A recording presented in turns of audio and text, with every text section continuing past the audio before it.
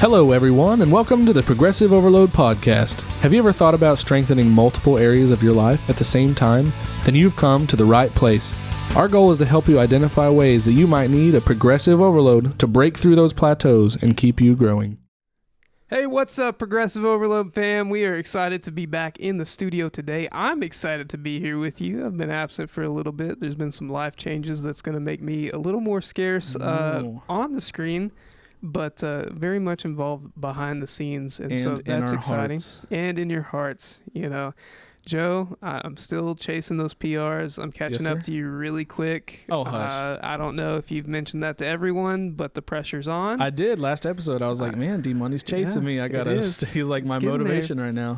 It's getting there. Finally hit a big milestone, hit 705 total with bench squat and deadlift this last week. That's and awesome, really, that's with a month of squatting and a month of no, I guess I'd been doing deadlift a little bit longer, huh? Well, not that long. Not that long. I guess I introduced at least deadlift back in April? You know who we should introduce? No.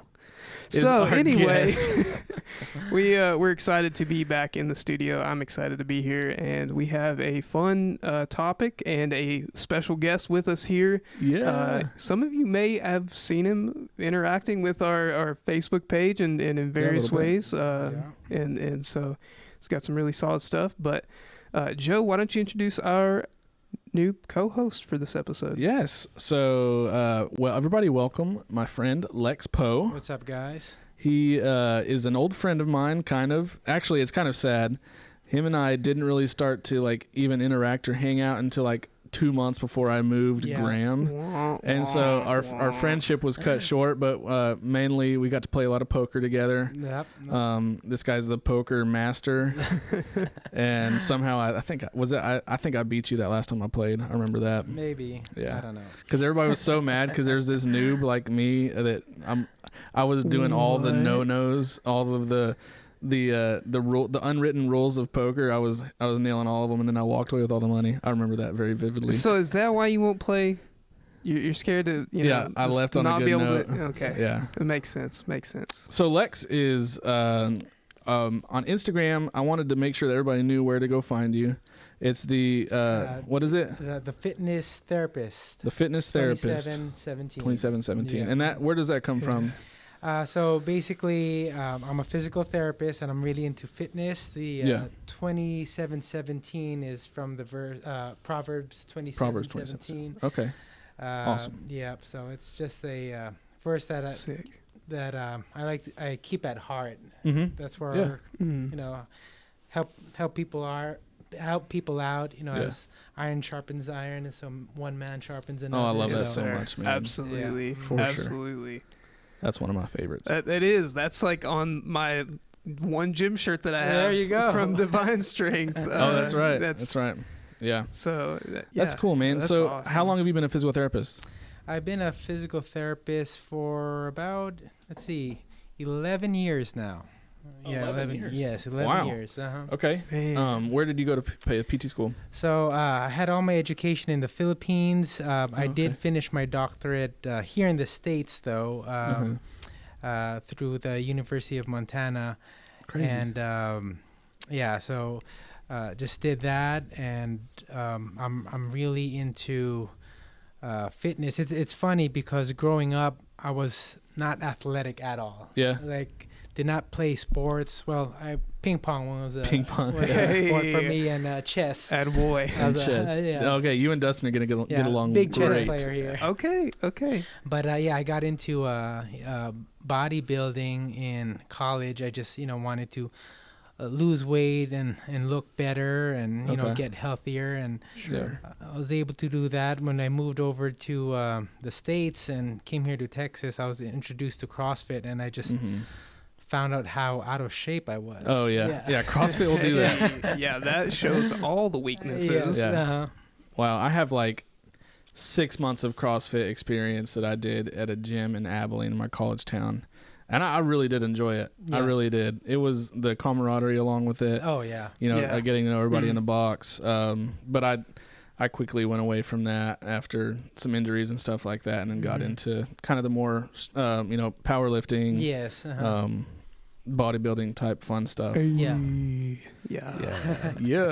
So what's I guess I've always had a problem with CrossFit because of the way that they approach beginners almost. And it could be my own personal experience, but I've also seen a lot of it. Like, I wish CrossFit was labeled as a sport, not a method of fitness. Okay. Yeah. What do you think about that? That's the first time I've heard that. Usually it's the opposite. Like people say it can't be a sport, but it's a method of fitness or what they say is the sport of exercise or something like that. Yeah, I've seen that. I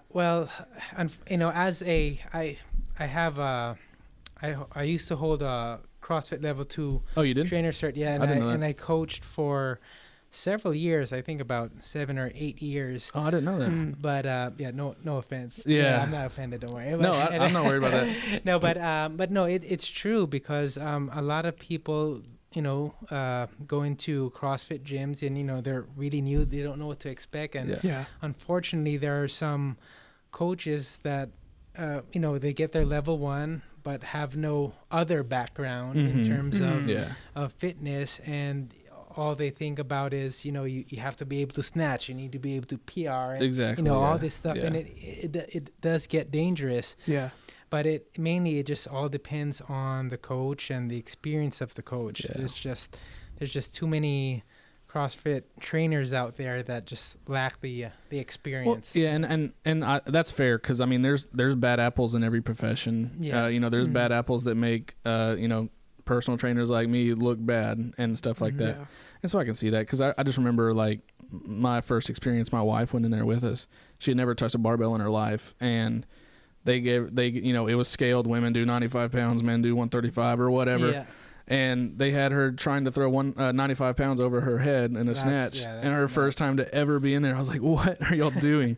And it was a new box, and it was right at the kind of boom of CrossFit. But I think it's probably evolved pretty well now. I mean, a lot of gyms have their like a beginner's class, or I forget what they call it, but mainly the only thing you touch at first for a good 2 weeks are like PVC pipe. They make sure you do all the movements, and then when you're able to do those movements safely, then you get to graduate and actually join the class. Dustin, we're gonna have to get you in a CrossFit setting. Listen, I've already told you I've got a list of workouts for us to record. Oh, really? And when you hit that, I'll go for it. Okay. Okay. All right. I'm down. I know, we're always challenging each other. The competitive nature within both of us just... Adam has challenged us to a 1 mile swim, and Dustin and I have promised to do it, but I'm putting it off for as long as possible. I honestly keep forgetting about that. Yeah. It's okay. I will concede swimming, because I swim like a rock and I go straight down. The treadmill, I have you and Adam beat. Oh, yeah. All day. Hands down. All day, every day. And you are welcome to try anytime. No, it's bad for me. It's bad for your breathing. Cardio. Exactly. Cardio. Yes, I love that, man.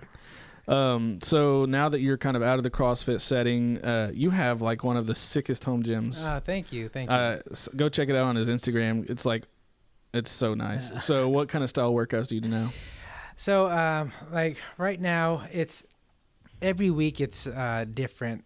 Basically, I wake up 5 in the morning, and whatever comes to mind, that's how I kind of base it. Oh, really? Yeah. So you have no like structured programming or anything? Yeah. So basically, let's say Monday. It all starts on Monday. Once I wake up on Monday, like, okay, I'm gonna do, let's say, more of a leg bias workout today, and that's where my week starts. Oh, okay. So I'll do like more of a squat bias workout, and we'll have some hinge movements, lighter deadlifts and like that, or I'll put in a few push movements, but basically so let's say I focus on squat on Monday, and then the next day will be more of a push day, followed by a upper body pull day.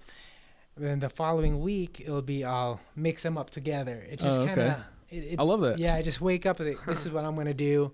and it's kind of worked out pretty well. Yeah, it's like that CrossFit randomness of just let's just put some exercises together. Exactly. And there are days where I like, you know what, I'm gonna just do all Metcons this week. It's just define Metcon for our listeners. So it's a metabolic conditioning. So basically, it is, I would say, somewhat like HIIT training. Yeah. Okay. But you do a lot of, let's say, a good example would be, I'm gonna do a bunch of deadlifts followed by a run, followed by burpees, followed by push presses. Okay. Oh, jeez. Over and over again, let's say for 5 rounds, let's say 10 to 20 reps. Yeah. Joe, I think we found your next reel idea. Yeah. Oh, no, dude. Oh, yeah. As long as I got a puke bucket, man. I will have one ready. Yeah.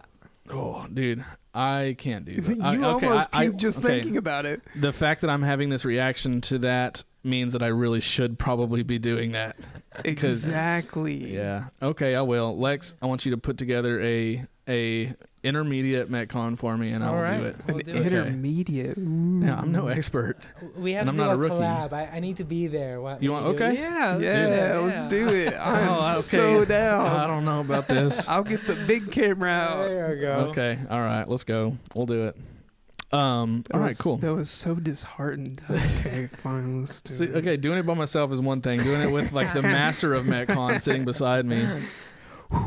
Dustin, before we got here, he showed up to the gym a little bit early, and I was like, dude, I've seen you do all these amazing kettlebell stuff on your Instagram, and I really want you to show me some things. Yeah. And dude, we got some stuff to do, man. Heck yes, brother. Just like in the 2 minutes of him teaching me these different movements, I'm pointing out all these different discrepancies in my hamstrings and hip flexors, and let's not talk about those two. Hey man, you move really well though. Okay, well thank you. Thank you. For a beginner. Yeah. For a beginner. I mean, kettlebell wise, I've taken a couple classes, but they were nothing like that. It was like swings, presses, goblet squats. That was like all I learned. Like, are you serious? Traditional movements. Yeah. So, physical therapy. That's kind of the angle that I wanted to talk about today, because I showed you around our center here where we have physical therapy, and it's very much a part of our fitness product also. And so we have one of the highest percentage of turning discharged physical therapy patients into our fitness programming. Yeah. And it's something that we're really proud of, because I think a big problem with physical therapy is you're dysfunctioned. I'm going to treat you in 3 to 4 weeks.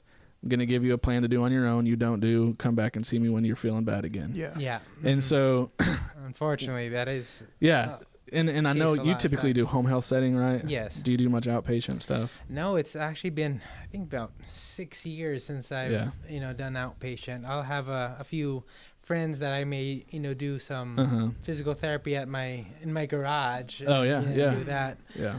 Okay. Other than that, it's been a while. Do you prefer that for specific reason, or is it just what fits best with your life? Yeah, right now, like the home health setting is just great in terms of, like, I have 2 little girls, and it's just so easy in terms of schedule wise, and I could just make my own schedule and all that. But I do miss the outpatient setting, because I really get to use the knowledge and skill that I've gained with school. Through fitness too. Yeah, through fitness too. Exactly. If I get athletes, and it's just really fun to work with them. Yeah, that's cool. And so what we've done through our programming here is when a patient is discharged, they come see me, and what I do is I just build them programs to continue their care. Some mixed with stuff that they were doing with physical therapy, but I take them through a progressively overloaded program and add in full body type stuff. If they were seeing you for a knee or whatever, we start doing tackling the rest of the body. And so it's a really successful product, and I'm really proud of it. I really think that's an answer to a lot of issues in healthcare.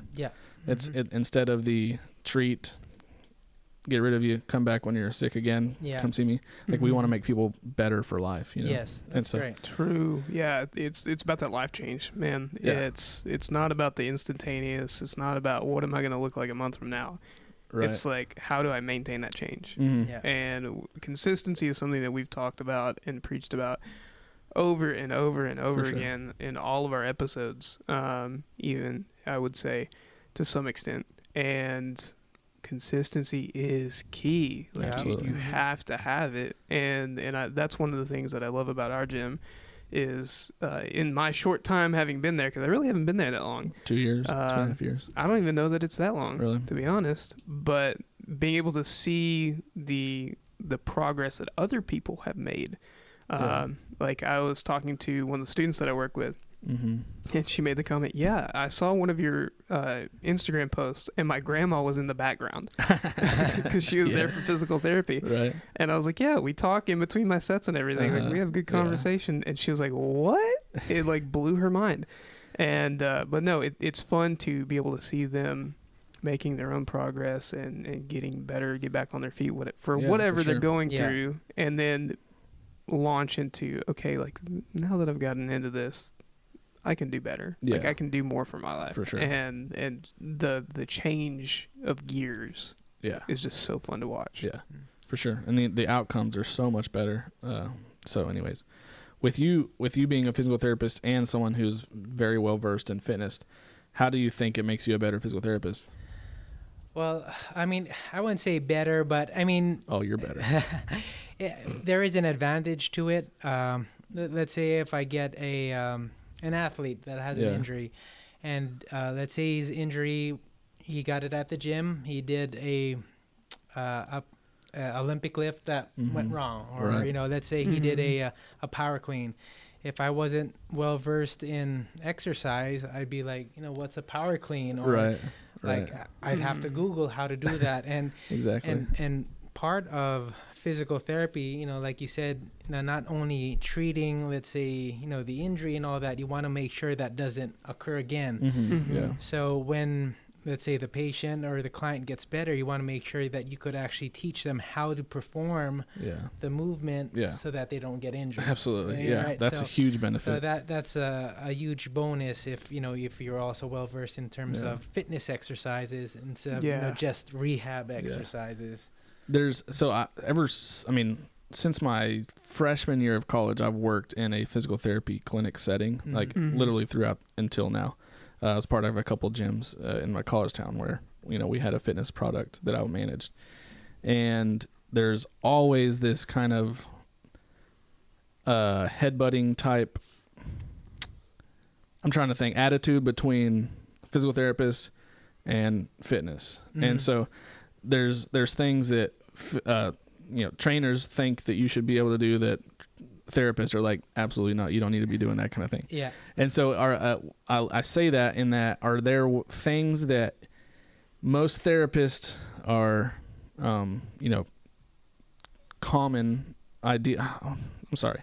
Are there common ideas that physical therapists have that fitness does not, that you kind of lean on the fitness side versus the physical therapist side? Yes, there's actually two that come to mind. One is we were talking earlier about it. Deadlifting is one, and the other one is squatting, full depth, knees over toes, basically. Yes. That's a very popular one. Actually, in school, when they were teaching us all about form and all that, they would teach us, don't squat below parallel, or don't let your knees travel over your toes. It's bad for your knees. Yep. But as I was when I became a practicing physical therapist, and getting into fitness, and getting different certifications in fitness, it's where our bodies are really designed to be able to do that. If you see a baby, they'll just squat down. Knees are way past their toes, very comfortable, absolutely. Sitting on their heels, pretty much. Yep. And like, how come most adults can't do that? Right. Now it's like there's pain. It's just because we sit too much. Yeah. Everything gets tight, and when we start squatting below parallel or knees go over toes, there's that pain. It's just the lack of getting into that range of motion that we were supposed to be able to do, and it's just somewhere along the way we lost it. Yeah, our joints just get rusted. You know what I mean? Literally. Yeah, basically. Yeah, dude. Yeah. So squatting below parallel, that's something that's another big one. Yes. I was having a conversation with some of the PTAs at my job, and I was asking them to measure my ankle mobility because I told you I'm trying to really get a hold of that. And they're like, why do you want to know that? I was like, I'm trying to get as low as possible in the squat. And they're like, you don't need to go past the parallel anyways. Like, it's not safe for you. And makes my blood boil a little bit. Yeah. And I'm like, you narrow-minded therapist. And so Fool. what's your comeback to that when somebody says that? Okay, if someone would say that to me, I'd say that's if they were a therapist, right? I'd say being a physical therapist is all about attaining your maximum function. Yeah. Right? Yeah. So I'd tell them, can you squat down? Like, do a full squat with your heels on the ground. Right. And just, stay there for a minute. Yeah. And if they're incapable of doing that, they're not in their most functional level. They're not in the maximal function. So how do you get in your most functional level? You do those movements to be able to get into it. Yeah. Right? Yeah. Safely and all that. And so you can't say that as let's say a 20-year-old that you're less functional than a baby. Right. You know what I mean? Right. Yeah. Man, I love that because I hated that I didn't have like just this wonderful comeback when they said that. I was just like, whatever, you don't know what you're talking about. And then I walked out. I was like, I probably should have been more prepared to handle that argument. Yeah, put them to the test next time. Yeah, that's a good idea. I'll have them do that. Yeah, show me. Show me. Don't worry, I'll get the camera for that too. Okay, sweet. We're just gonna need you to carry your camera around everywhere you go. Hey, listen, I'm down. All right, cool. What question I had written down that I wanted to ask you is like, what is one thing that you think everybody should follow in fitness or nutrition? That's a tough one. I know, putting you on the spot, man. Yeah, that everyone would. Okay, I would say in terms of fitness, I would do more compound exercises. So meaning squatting, deadlifting, presses, rather than isolating a single muscle group. That's a great answer. Yeah. I would just focus on the compound exercises. You really engage your core. It's just, you in terms of losing weight, you will burn more calories that way. Health and fitness, you engage your core, you're more stable, improve your balance, overall strengthening. Yeah. And in terms of diet, and that's a tricky question because you just need to do what works for you, but whatever works for you has to be something that you could sustain in the long run. Absolutely. You can't just follow keto or follow all these fads if you can't push through with it. Or, absolutely. Right. But basically, you just go back to the basics. If you eat whole food and just stay clean on your eating, you can't really go wrong. And portion control is another thing. For sure. How does that is that pretty much what you do, just kind of focus on whole natural foods? So well, in college I used to be a supplement junkie, just get all the Nitrotex, stack them all together, and all that, but learning more and actually getting to fitness for health rather than aesthetics and all that. I've learned that just eating clean and just focusing on whole food, what works for me is I like to keep my metabolism up. Like I like to eat every 2 to 3 hours. Oh, you do? So I just I keep on eating, but my food would be consisted of meat, vegetables, and some kind of extra fat, like from nuts or guacamole or gotcha. All that. Yeah. And I usually consume at an average about 7 whole meals a day. Wow. Yeah, because I just treat it 2 to 3 hours. Yeah. And if ever if I want to cheat, I'll cheat. Have some cheesecake here every now and then. Ooh, but I love some cheesecake. Yeah, right. And then you just go back to sticking with your diet. I mean, what I tell everybody is, if you're strict for the first 2 weeks, just stick with it. it becomes a habit, and you won't really have much of those cravings anymore. And that's been my experience too, because that's basically how I was eating when I lost all the weight that I did, dropping from 320 to currently sitting roughly 242-ish. Yeah, that's awesome. And so cool. It's been a fun road, but you don't tout that enough. I know you're a humble individual.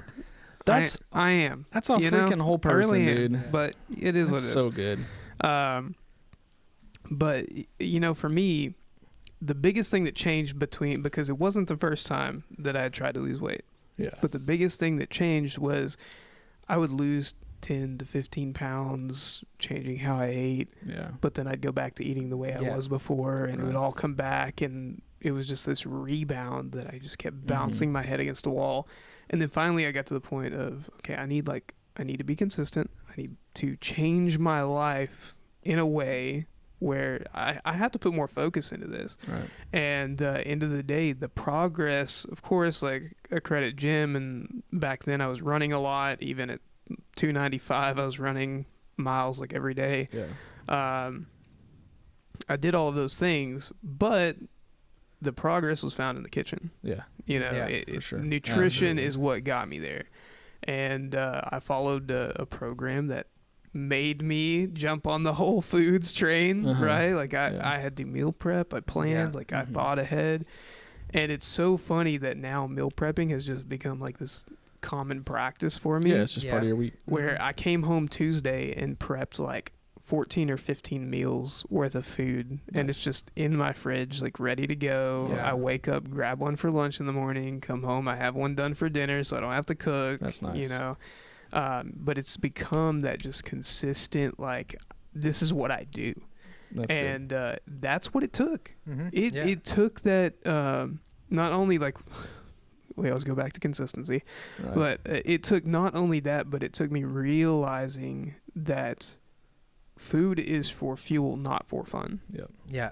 Food is to fuel me, and I have to not only gauge how much I'm fueling my body, I can't overfuel it, but I have to take into account the quality of what I'm putting in too. Yeah, for sure. And that was just such a light bulb moment for me, I think.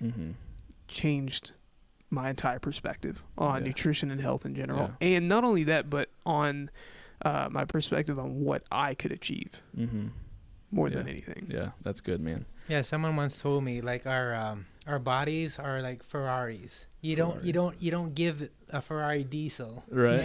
Yeah. You want to give it the premium, gasoline for it to, run. To run the most efficiently. Yeah, exactly. Yeah. Yep, exactly. Our bodies are also as our temples. Yes. That's right. Yep. Hey. That's kind of been our whole mentality here. Yeah. Our bodies are temples, and they were given to us by God, and we are borrowing our bodies from God, because He bought them with a high price. Yeah, absolutely. I know I've met you through church, through our church group. Are you still at High Ridge? Yes, still frequently? At High Ridge. Yep, and a little more active than I was before. That's good. Yeah, that's awesome, man. I love it. That's sweet. Yeah. So awesome. So, what? How old were you when you came to Christ? Let's see. Well, I was raised Catholic. You were in the Philippines, so went to Catholic school and all that. So I've always known Christ. Yeah. But not until I would say 4 years ago that I really had a breakthrough moment where it's not just knowing of Christ, but knowing Christ. Personally. Personally, and actually having a personal relationship with Him. This is 4 years ago, and it just changed my life in terms of how I am with my family, how I am at work, and even with my fitness. It's mind blowing how it just I'm a completely new person compared to who I was over 4 years ago, and I really try to do more and just show God more how faithful I am in everything I do. In terms of my, family, try to show them that, I read my Bible, we go to church, we talk about God, and with my patients, there are several times I just have, I feel compelled, what, I ask them, can I pray with you right now? And, That's so for cool. no apparent reason, I just have that, something, the Holy Spirit telling me, me, pray for them for whatever reason, pray for them right there and then. And a lot of them get surprised that I do that, and, they love it. And with my training, once I wake up in the morning and I go into my garage to work out, the first thing I do is I go on my knees, say my prayer, do my workout, listening to worship music, and finish off with another prayer. And it's just, man, there's no better way to start the day than that right there. Yeah, that's it, dude. Yeah. That's very similar to my morning routine. I pray after my workouts. Maybe I should start praying before my workout. But my routine workout, and then my sauna is my worship session, man. I sit in that sauna, I plug my headphones in, I worship and I pray. Stinking sauna, man. Dude, there's nothing better than a sauna worship session, man. God is in that sauna with me, that's for sure. Yeah. He is everywhere. That's true. That is true. Yeah. You'll hit more PRs if you pray before. Okay. That's it. Hey, I wouldn't have caught up as quick if you'd prayed before. Dang it. That's a cool story, man. I love hearing that. I didn't know that you were such a new believer, really. 4 years ago, that's not that long ago. So what was the biggest thing that helped you change your relationship from knowing God knowing God exists to knowing God personally? What was was there a paradigm shift there? What was a single moment that happened? Let's see. I want to say there were two moments, actually. Okay. So the first one is when we adopted our two girls, and I didn't know they were adopted. Yeah, that's awesome. Yeah, we adopted two girls, and it was life changing from having no kids to having two toddlers. Yeah, it was definitely a challenge, and there was just so many frustrations at that moment, and of course, it was great, having the girls and everything, but just being a new parent and not knowing what to do, in certain situations, you just end up, losing a part of your personal self, basically. Yeah. And what really filled that in was just having Christ there, going to church more, being involved. I actually started going to a small group first. A good friend of mine, Cody Dooley, invited us to small group, and then from there I started going to High Ridge Church, and it was just a domino effect in my life. I was saved that very That's day. So cool. And, and it was awesome. And then the second time is when I got injured. So I was really into still am, but really into fitness, but I wasn't very humble about it. Gotcha. Yeah. And then I just got this injury during a Spartan race, among all things. And I've done Spartan races several times, and this one was just just for fun. And but anyway, I got injured. I ruptured my bicep tendon, and it just it was heartbreaking for me. That sounds terrible. I guess also because I kind of mixed my personal identity with fitness, thinking this is good, man. This is what I do. This is who I am. It's just that's very common. Yeah, if I don't have this, so, and it really humbled me, and it just changed my perspective. Yeah, but it made me a better therapist, knowing how my patients feel. Right. Oh, that's good. And just starting back to 2-pound dumbbells, that'll humble you. And then working my way up and being really cautious with the exercises I do, and it just made me want to get into fitness to help others more, not in terms of rehab and fitness, and and just, that's why I started my Instagram page as well. And I'm very vocal about my faith in in my Instagram page. Absolutely. And got in a few DMs there and met new Christians there and became friends with them. And some people would ask for physical therapy advice, and it's just my way of kind of giving back. Absolutely. Yeah. It's awesome how, number one, how God draws us towards himself. Yeah. And it's crazy the means that he uses to do that. And it's so funny to look back on it way later and realize he was at work the whole time. Exactly. We just didn't see it. And it really, it kind of makes me think, right, of the difference between knowing of and knowing personally.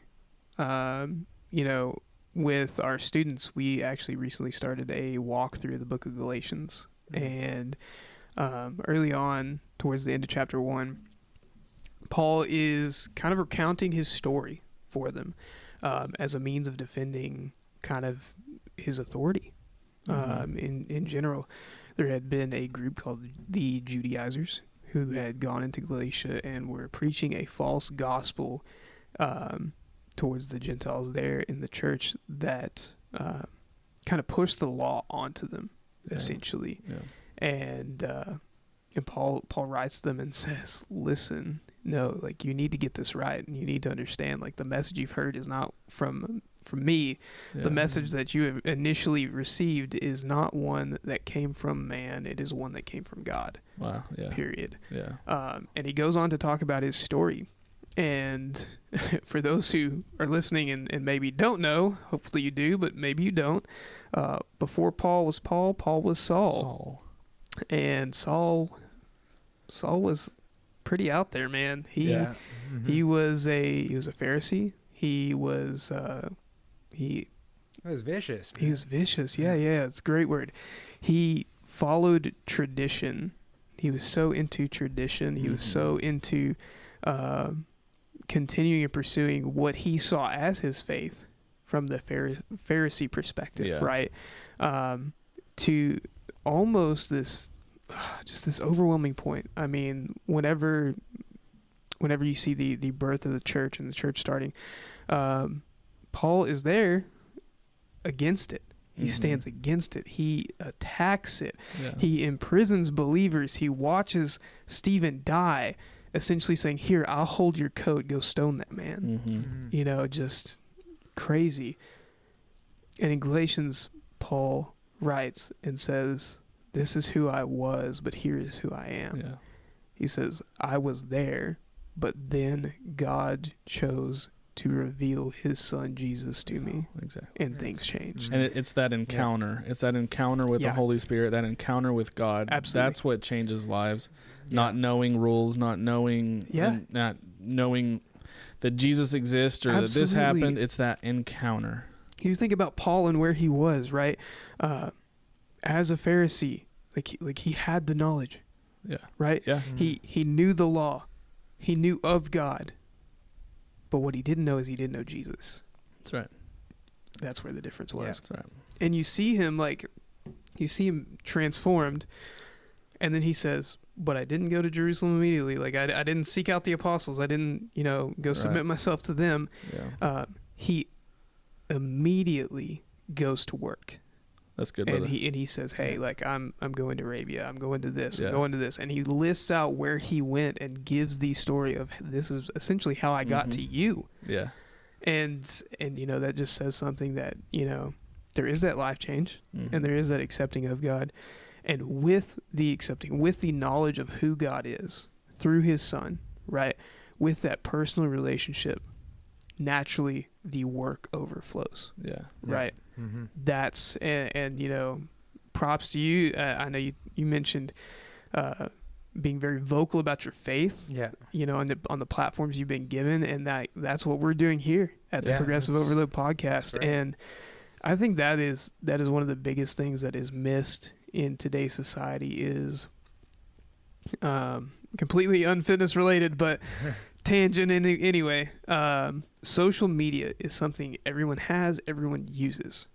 Yeah. Right? But they use it in a more personal gain sense. Exactly, yeah.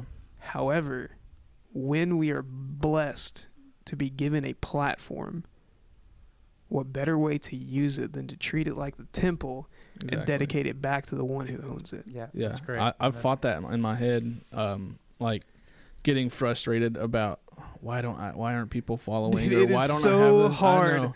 It's so hard not to follow the numbers. I know, but I realize whatever 230 whatever I have right now, that is 230 souls that I can reach every single day, whether they see my post or not. That's it. And if one single person sees something that I do and it gives them life, it gives them encouragement, gives them hope, that makes every single ounce of preparation for this podcast or whatever goes behind making a simple post on Instagram, like, it's worth it, man. It's such a great avenue. I was asked one time, with all your posting about your faith and God and scripture and all that, with my shirts, they asked, what if you lose followers, or if you don't get any more followers? And my immediate answer is, well, then I don't need them. I don't need those kinds of followers. So I'm not here to try to get popular, or it's fun to do those workout videos. I haven't posted in a while, but it's nice, like you said, to be able to reach out to people that share your faith, and you might be able to lead someone to the right direction as well. So, absolutely. Just doing your part. Well, man, I appreciate you coming today. You're wearing a Discipline Apparel shirt. Yes, a great company. The owner is such a great Christian guy, and check them out on Instagram or on Facebook. The shirts fit well, and they look pretty nice, comfortable shirts. Nice, and maybe I'll look as good as you do in one. But check them out. It's a great company, and cool. That's awesome. Well, thanks again for coming today, dude. Thoroughly enjoyed it. Please come back anytime. You're only 30 minutes down the road, so you're literally welcome on anytime you want. Absolutely, dude. Thank you. Last week, guys, I announced the launching of our Patreon account. Please go check that page out at patreon.com/progressiveoverloadpod. Remember, just any way that you can support us, we would absolutely be blessed to just enhance our delivery method and improve our quality.